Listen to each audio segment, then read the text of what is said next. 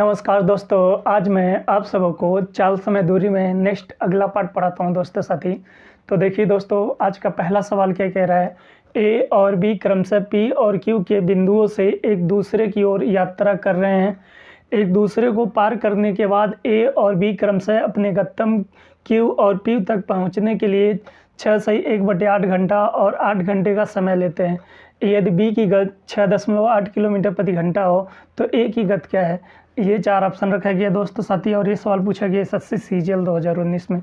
बहुत ही अच्छा क्वेश्चन है दोस्तों साथी। अब देखिए दोस्तों, दो स्थान है P और Q।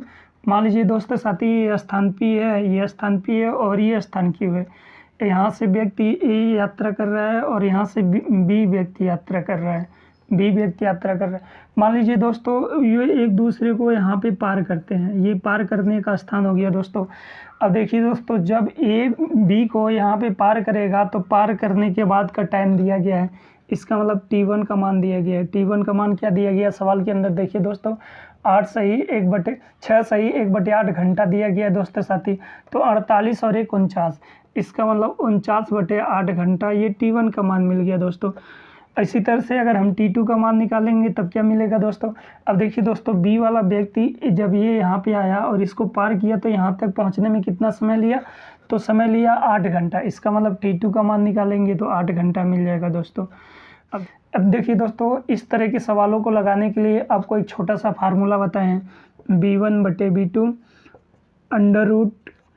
√T2/T1। ये फार्मूला दोस्तों साथी आपको पता होना चाहिए, याद होना चाहिए।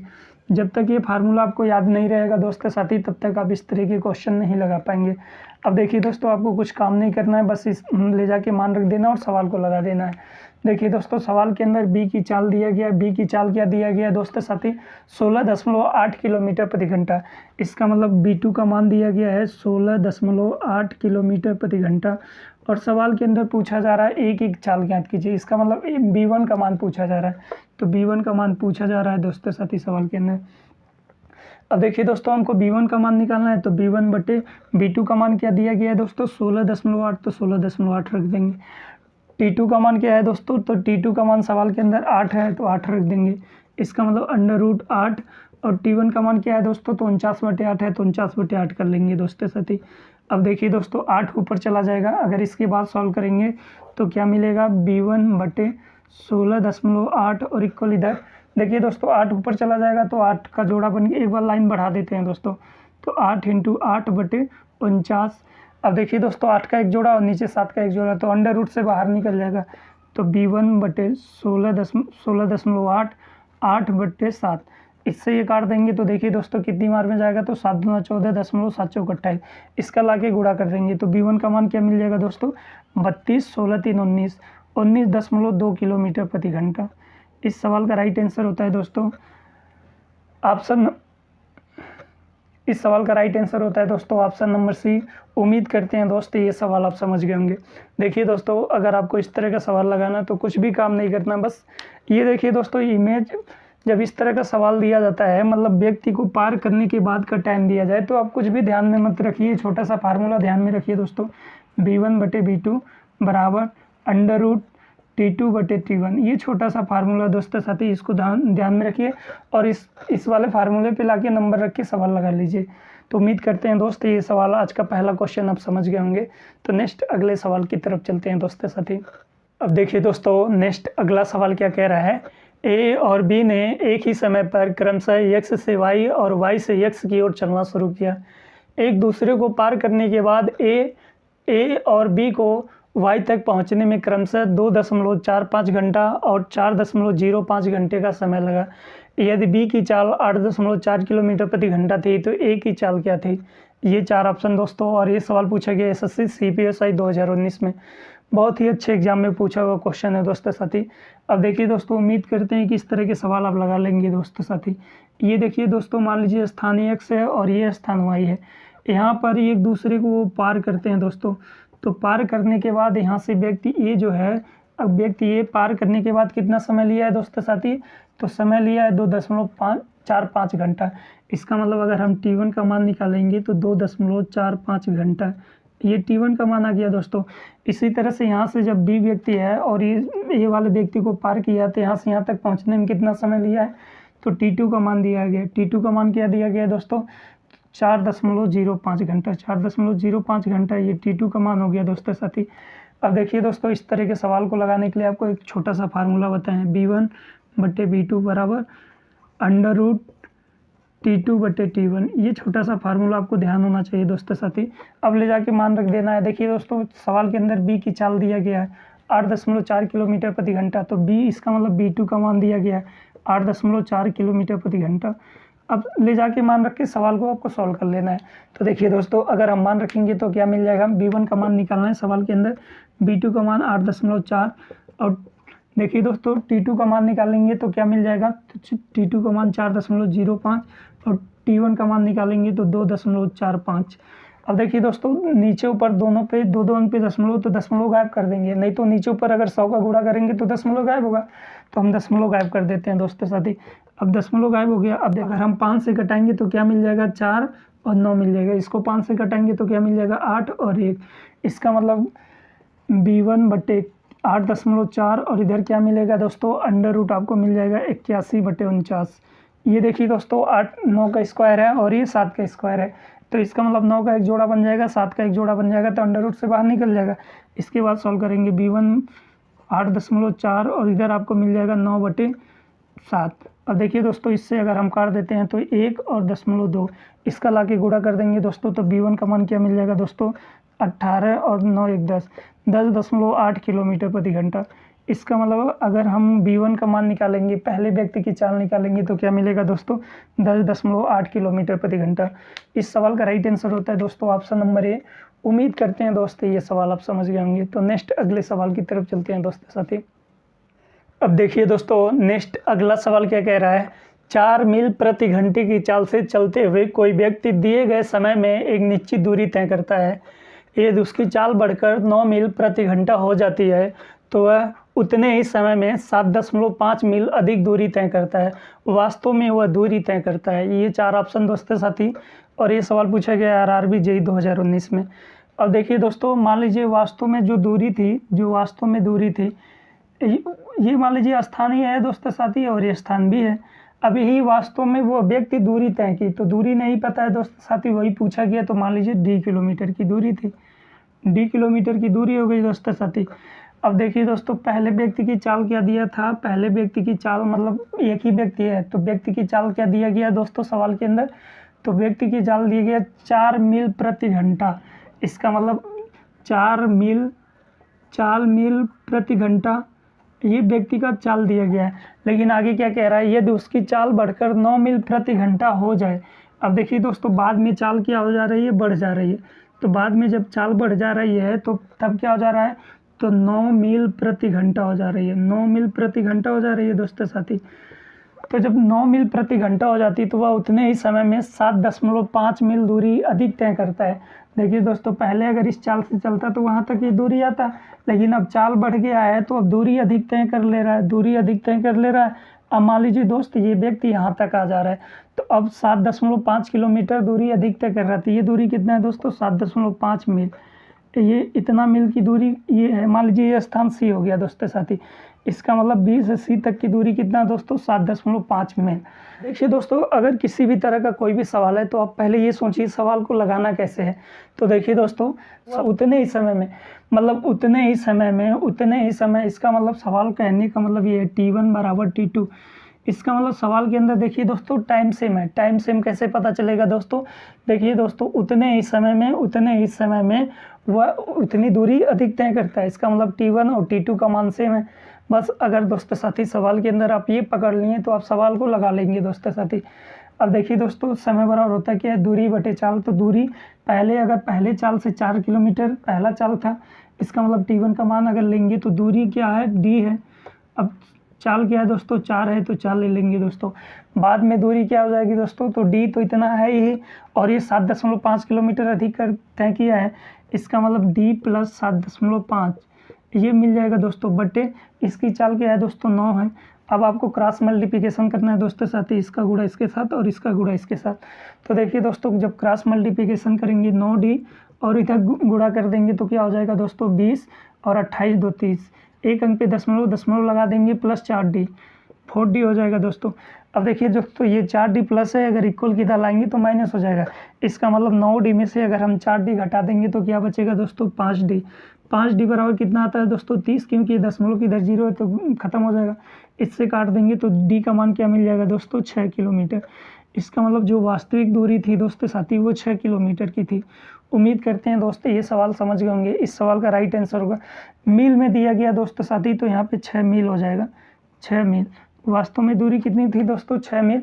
इस सवाल का राइट आंसर होता है ऑप्शन नंबर सी। अब देखिए दोस्तों इस सवाल को एक बार आपको फिर से बता देते हैं, बस आप सवाल को ध्यानपूर्वक पढ़िए। इस सवाल के अंदर कुछ है नहीं। देखिए दोस्तों सवाल के अंदर T1 और T2 का मान सेम है। T1 और T2 का मान सेम कैसे पता चलेगा दोस्तों, उतने ही समय में इतनी मील अधिक दूरी तय करता है। इसका मतलब पहले जो समय लेता था बाद में अब उतना ही समय ले रहा है, लेकिन चाल बढ़ गया तो इतनी दूरी अधिक तय करता है। तो T1 और T2 का मान सेम है। अब इसी पे ले जाके मान रख देना है दोस्तों साथी। मान रखेंगे दूरी पहले टाइम T1 लिए हैं तो मान लीजिए इतनी दूरी तय किया, तो दूरी बटे चाल क्या है दोस्तों, चाल 4 है।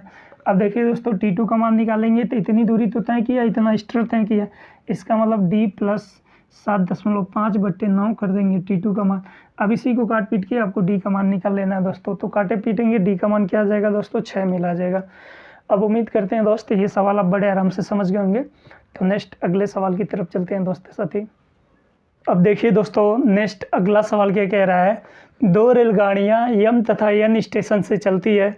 दोनों रेलगाड़ियां क्रमशः 54 किलोमीटर प्रति घंटा तथा 63 किलोमीटर प्रति घंटे से एक दूसरे की ओर चलती हैं। जब ये एक दूसरे से मिलती हैं तो दूसरी रेलगाड़ी पहली वाली की अपेक्षा 100 किलोमीटर अधिक यात्रा करती है। M तथा N के मध्य की दूरी क्या है। ये 4 ऑप्शन दोस्तों साथी, और ये सवाल पूछा गया SSC CSL 2018 में। अब देखिए दोस्तों इस सवाल को बनाएंगे कैसे। अब मान लीजिए दोस्तों ये स्थान क्या है दोस्तों, ये स्थान M है और ये स्थान N है। 2 स्टेशन है, ये मान लीजिए M स्टेशन है और ये N स्टेशन है। मान लीजिए दोस्तों यहाँ से पहली वाली गाड़ी और यहाँ से दूसरी वाली गाड़ी।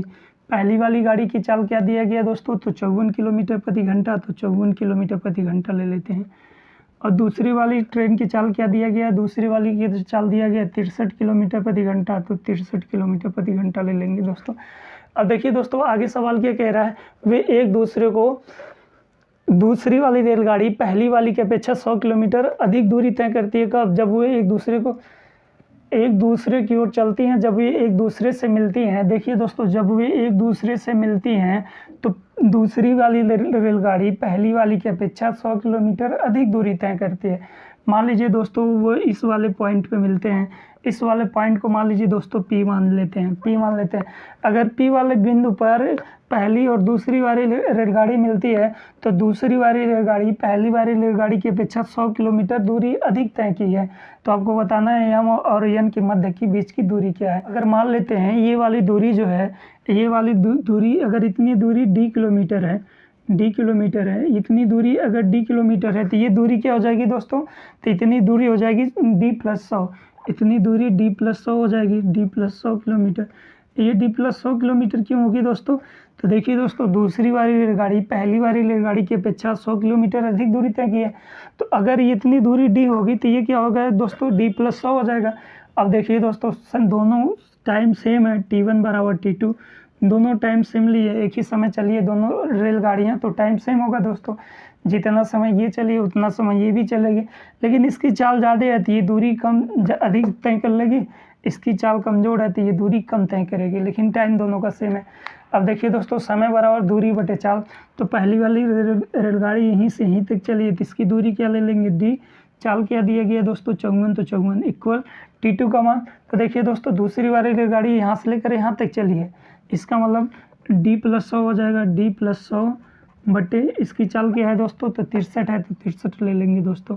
अब आपको काट पीट करके D का मान निकालना है दोस्तों साथी। अब देखिए दोस्तों अगर हम इसको 9 से काटते हैं तो कितनी बार में, 6 बार में, इसको काट देंगे तो 7 बार में। अब नहीं कटेगा दोस्तों, इसका गुणा इसके साथ और इसका गुणा इसके साथ, क्रॉस मल्टीप्लिकेशन करते हैं दोस्तों साथी, इसका गुणा इसके साथ और इसका गुणा इसके साथ। जब क्रॉस मल्टीप्लिकेशन करेंगे तो यहाँ पे हो जाएगा 7D और इधर क्या होगा दोस्तों 6D और प्लस 600।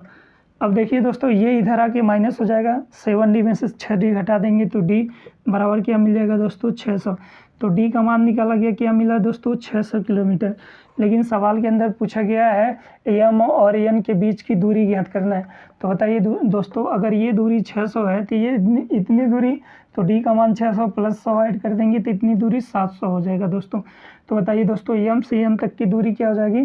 तो अगर हम M से N तक की दूरी निकालेंगे तो क्या मिल जाएगा दोस्तों, 1300 किलोमीटर। इस सवाल का राइट आंसर होता है दोस्तों, इस सवाल का राइट आंसर होता है ऑप्शन नंबर सी। उम्मीद करते हैं दोस्त ये सवाल आप समझ गए होंगे। एक बार देखिए दोस्तों, इस सवाल को आपको फिर से बता देते हैं। मान लीजिए पहली वाली ट्रेन यहाँ से यहाँ तक आई है और दूसरी वाली ट्रेन यहाँ से यहाँ तक आई है। तो दूसरी वाली जो ट्रेन है दोस्तों, वो पहली वाली की अपेक्षा 100 किलोमीटर की दूरी अधिक तय की है। तो अगर इतनी दूरी हम D मान लिए तो ये क्या हो जाएगा दोस्तों, D + 100 हो जाएगा। अब बताइए दोस्तों, समय बराबर होता है क्या है, तो समय बराबर दूरी बटे चाल। तो दूरी, पहली वाली ट्रेन इतनी दूरी तय की है तो दूरी बटे चाल ले लिए, इक्वल दूसरी वाली ट्रेन इतनी दूरी तय की है तो दूरी बटे चाल ले लिए। अब काट पीट के D का मान निकालेंगे, 600 आ जाएगा दोस्तों। अब कुल दूरी देखिए दोस्तों, इतनी दूरी होता है 600 किलोमीटर और इतनी दूरी होता है 700 किलोमीटर। तो M से N तक के बीच की दूरी कितना हो जाएगा दोस्तों, 1300 किलोमीटर। तो इस सवाल का राइट आंसर हो जाएगा दोस्तों ऑप्शन नंबर सी। उम्मीद करते हैं दोस्त ये सवाल आप समझ गए होंगे। तो नेक्स्ट अगले सवाल की तरफ चलते हैं दोस्तों साथी। अब देखिए दोस्तों, नेक्स्ट अगला सवाल क्या कह रहा है। 70 किलोमीटर प्रति घंटा और 80 किलोमीटर प्रति घंटा क्रमशः गति वाली दो ट्रेनें दिल्ली से आगरा के बीच एक दूसरे की विपरीत दिशा में चलती हैं। अगर दोनों ट्रेनों के मिलने के समय यह पाया जाता है कि एक ट्रेन दूसरी की तुलना में 40 किलोमीटर अधिक यात्रा करती थी, तो दिल्ली और आगरा के बीच की दूरी क्या है। ये 4 ऑप्शन दोस्तों साथी, और ये सवाल पूछे गए UPSI 2017 में। बहुत ही अच्छे एग्जाम में पूछा हुआ क्वेश्चन है दोस्तों साथी। अब देखिए दोस्तों, मान लीजिए ये स्थान दिल्ली है, ये स्थान दिल्ली है और ये स्थान दोस्तों आगरा है, ये स्थान आगरा है दोस्तों साथी। यहाँ से मान लीजिए दोस्तों पहली ट्रेन चलती है और यहाँ से दूसरी ट्रेन चलती है। मान लीजिए दोस्तों वो दोनों इस वाले पॉइंट पे मिलते हैं, इस वाले पॉइंट पे मिलते हैं। अब दूरी, सवाल दिल्ली से आगरा के बीच की दूरी हमको ज्ञात करना है। इतनी दूरी हमको नहीं पता है कि पहली वाली ट्रेन कितनी दूरी चली है, नहीं पता है, तो D किलोमीटर मान लेते हैं दोस्तों। इतनी दूरी हो गई D किलोमीटर। अब देखिए दोस्तों, दूसरी वाली जो रेलगाड़ी है वो पहली वाली की अपेक्षा 40 किलोमीटर अधिक दूरी तय करती है। अगर पहली वाली ट्रेन D किलोमीटर की दूरी तय करेगी तो ये वाली कितनी तय करेगी, तो D + 40 दूरी तय करेगी। D + 40 किलोमीटर की दूरी ये दूसरी वाली ट्रेन तय करेगी दोस्तों साथी। इतनी दूरी ये हो गई दोस्तों साथी। पहले वाले ट्रेन की चाल दिया गया 70 किलोमीटर प्रति घंटा, तो 70 ले लेंगे दोस्तों, 70 किलोमीटर प्रति घंटा। दूसरे वाली ट्रेन की चाल दिया गया 80 किलोमीटर प्रति घंटा, तो 80 ले लेंगे दोस्तों साथी। अब देखिए दोस्तों, ये यहाँ से यहाँ तक आने में जितना समय लगाई है, ये भी दूसरी वाली ट्रेन भी यहाँ से यहाँ तक आने में उतना ही समय लगाई है। इसका मतलब है दोस्तों T1 बराबर T2, दोनों बराबर है दोस्तों। अब इसी पे लाके मान रखिए, सवाल को सॉल्व कर लेना है दोस्तों साथी। अब देखिए दोस्तों, मान रखेंगे तो समय बराबर दूरी, तो पहली वाली ट्रेन इतनी दूरी तय की है, इसका चाल क्या है दोस्तों, 70 है, तो 70। इसी तरह से T2 का मान निकालेंगे तो D + 40, और इधर क्या मिल जाएगा दोस्तों, 80 मिल जाएगा। 0 से 0 कटा लेंगे दोस्तों, क्रॉस मल्टीप्लिकेशन, इसका गुणा इसके साथ, इसका गुणा इसके साथ। तो जब क्रॉस मल्टीप्लिकेशन करेंगे तो 8D, इधर क्या हो जाएगा दोस्तों, 7D और प्लस 28, 280। ये इधर आके माइनस हो जाएगा दोस्तों, तो D का मान निकालेंगे तो 280 किलोमीटर। तो D का मान निकाला जाता है, क्या मिला दोस्तों, 280 किलोमीटर। इसका मतलब इतनी दूरी 280 किलोमीटर की हो गई दोस्तों। तो इतनी दूरी कितना होगी दोस्तों, तो 280 में 40 ऐड कर देंगे तो क्या मिल जाएगा दोस्तों, 320। इसका मतलब इतनी दूरी 320 किलोमीटर। इतनी दूरी 320 किलोमीटर की है और इतनी दूरी 280 किलोमीटर की है। तो दिल्ली से आगरा के बीच की दूरी क्या हो जाएगी दोस्तों, तो इन दोनों को जोड़ देंगे। इसका मतलब दिल्ली से आगरा के बीच की अगर हम दूरी निकालते हैं, इन दोनों को जोड़ेंगे तो 600 किलोमीटर। तो दिल्ली से आगरा के बीच की दूरी अगर हम निकालेंगे तो 600 किलोमीटर हो जाएगा दोस्तों। तो इस सवाल का राइट आंसर होता है दोस्तों ऑप्शन नंबर सी। उम्मीद करते हैं दोस्तों ये सवाल आप बड़े आराम से समझ गए होंगे। अब इसमें आपको डाउट या दिक्कत नहीं हुआ होगा। तो नेक्स्ट अगले सवाल पे चलते हैं दोस्तों साथी। अब देखिए दोस्तों, नेक्स्ट अगला सवाल क्या कह रहा है। 600 किलोमीटर की एक यात्रा को यदि 120 किलोमीटर तक रेलगाड़ी से तय किया जाए और शेष को कार से तय किया जाए तो 11 घंटे का समय लगता है। यदि इसी यात्रा को 200 किलोमीटर रेलगाड़ी से तय किया जाए और शेष दूरी को कार से तय किया जाए तो 40 मिनट ज़्यादा लगते हैं। कार की गति तथा रेलगाड़ी की गति का चाल का अनुपात ज्ञात कीजिए। ये 4 ऑप्शन दोस्तों साथी, और ये सवाल पूछा गया एसएससी सीडीएस 2019 में। बहुत ही अच्छा क्वेश्चन है दोस्तों साथी। अब देखिए दोस्तों, कुल सवाल के अंदर दूरी क्या दिया गया है दोस्तों, तो सवाल के अंदर दूरी दिया गया 600 किलोमीटर। तो 600 किलोमीटर की दूरी हो गई दोस्तों। अब देखिए दोस्तों, अगर मान लीजिए व्यक्ति यहाँ से स्थान ए से स्थान बी तक उसको पहुँचना है, स्थान ए से स्थान बी तक पहुँचना है, तो रेलगाड़ी से कितनी दूरी तय करता है, तो रेलगाड़ी से दूरी तय करता है 120 किलोमीटर। इसका मतलब रेलगाड़ी से दूरी तय किया 120 किलोमीटर।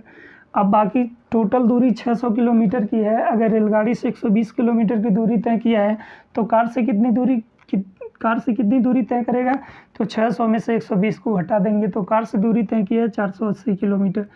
तो 480 किलोमीटर की दूरी कार से तय किया है।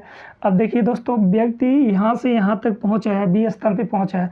समय कितना लिया दोस्तों, तो समय लिया है 11 घंटे का। इसका मतलब मान लीजिए T1 का मान क्या हो गया दोस्तों, 11 घंटा। 11 घंटे में व्यक्ति यहाँ से यहाँ तक पहुँचाएगा। जब वह रेलगाड़ी से 120 किलोमीटर और कार से 480 किलोमीटर तय करता है तो व्यक्ति स्थान ए से स्थान बी तक 11 घंटे में पहुँच जाता है। अब देखिए दोस्तों, इसका मतलब 11 घंटा, तो समय बराबर दूरी बटे 4। 120 किलोमीटर तो वो किससे गया है, रेलगाड़ी से गया है। अब प्लस 480 किलोमीटर वो किससे गया है, कार से गया है। तो टाइम कितना लगा दोस्तों, तो 11 घंटा लगा। तो 11 ले लेंगे दोस्तों, 11 घंटा। ये मान लीजिए दोस्तों इक्वेशन नंबर 1 है, समीकरण नंबर 1 होता है दोस्तों साथी। अब देखिए दोस्तों, अगला कंडीशन क्या कह रहा है, अगला कंडीशन ये कह रहा है कि यदि इसी यात्रा को वह 200 किलोमीटर मतलब दोबारा जब यही वाला व्यक्ति दोबारा जब दूसरी बार काम कर रहा है तब क्या काम होगा दोस्तों, 200 किलोमीटर रेलगाड़ी से। इसका मतलब है 200/r अब प्लस 200 किलोमीटर की दूरी रेलगाड़ी से तय किया। तो बताइए दोस्तों, टोटल दूरी 600 किलोमीटर है। अगर 200 किलोमीटर रेलगाड़ी से तय करेगा तो 400 किलोमीटर कार से तय करेगा बटे सी। तो कितना समय लगता है, तो 40 मिनट ज़्यादा समय लगता है। पहले 11 घंटा लगा था दोस्तों साथी, अब 40 मिनट ज़्यादा लगता है। तो 40 मिनट को अगर हम घंटे में बदलेंगे तो क्या मिल जाएगा दोस्तों, तो 2/3 मिल जाएगा। तो इसका मतलब क्या, कितना घंटा आ जाएगा, 11 सही 2/3 घंटा। तो 11 सही 2/3 घंटे को, तो 11 × 33 तो 35/3 घंटा। इसका मतलब 35/3 घंटा लगा है। कब, ये मान लीजिए क्वेश्चन नंबर 2 है। 35/3 घंटा तब लगा है दोस्तों जब वो रेलगाड़ी से 200 किलोमीटर और कार से 400 किलोमीटर कार से तय किया, तो 35/3 घंटे का समय लिया है। तो ये क्वेश्चन नंबर 2 हो गया दोस्तों साथी। अब देखिए दोस्तों, अगर हम अगर हम कटा देते हैं, इसमें से देखिए 5 से घटा देते हैं। अगर हम इसको 5 से घटाएंगे तो 7 हो जाएगा दोस्तों। अब देखिए दोस्तों, यहाँ पे प्लस है तो ऐसा नहीं है कि ये नंबर कट जाएगा। तो आप चाहिए या तो दोनों में से 5 कॉमन ले लीजिए, नहीं तो दोनों नंबरों को साथ में काटना है।